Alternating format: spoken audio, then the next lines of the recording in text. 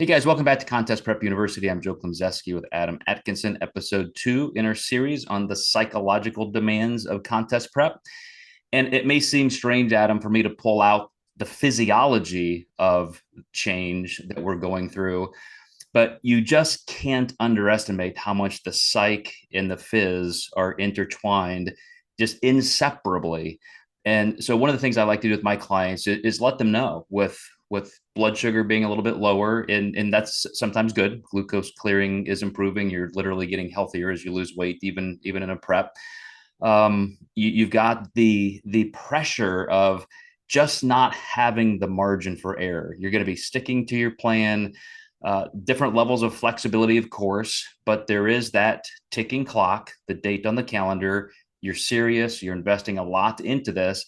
And for somebody who's going to go in with reckless abandon, I'm not going to fail, then you will encounter those up and down days. You will have days that are harder than others.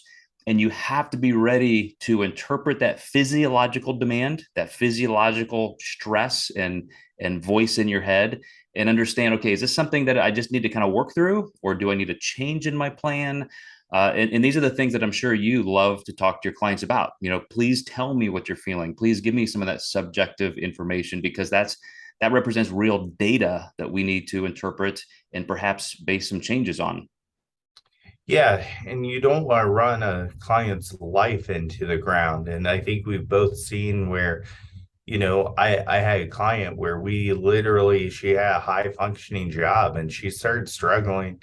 So we started making sure our weekly summary that we rated her work performance every week, because you really want to keep that in the forefront, because without the income coming in, prep just doesn't exist.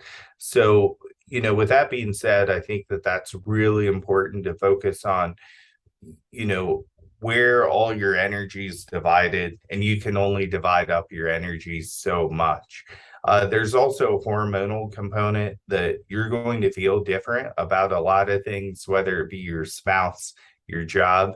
And I always tell people, don't make big life altering decisions during prep.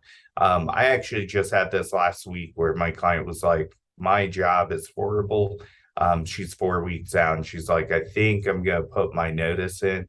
And I said, I applaud you for like maybe taking that next step in your journey, but I would really urge you to just think about it for a minute Mm. and maybe give yourself 6 weeks after prep. Go ahead and write the letter, but then just store it somewhere else and just wait till you're done with prep for a bit and see if you feel a little bit different. And That's incredible advice, Adam. And just knowing that we don't feel the same in those moments. Like whenever I'm in just some kind of a different psychological state like that, like prep, and I have a strong reaction to something, just extremely happy, sad, angry, whatever.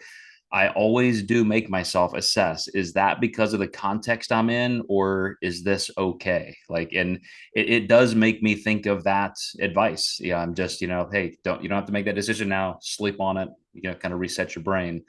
But some of the other physiological changes, I think people have to understand that we all feel those things differently. And I have a client right now who loses body fat a little bit more slowly. She's not a pure ectomorph, and she's losing well. But at the same time, she's getting those symptoms of, man, I'm really feeling bad. I'm feeling low. At some points during her menstrual cycle, she feels like she's losing some hair, which makes me consider thyroid function and so forth. And so it's a very touch and go time where it's like, man, do we pull back a little bit and we're just okay with a little slower pace, or is this okay? Like, how do we interpret that? And it's something that I think people don't always judge as a unique novelty in themselves. We just think, oh, this is what we're supposed to feel. Everybody must feel this way. And sometimes it's just completely not.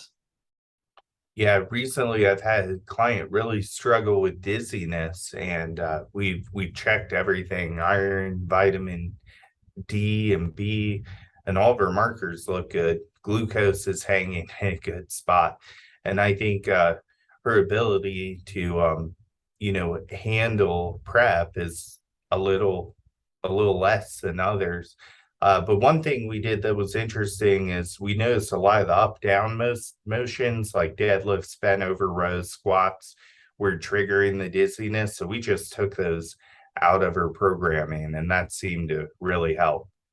In a situation like that, I mean, you're kind of describing orthostatic hypotension. And so, besides what you looked at, iron, things like that, just blood pressure could be extremely low. And so, maybe she needs even a higher mineral content just to keep her water volume higher in her plasma. Yeah, and I think we've said it best where it's not the fall that kills you, it's the stop at the end. So, it's a really important thing to look into when your clients feel that way. Yeah.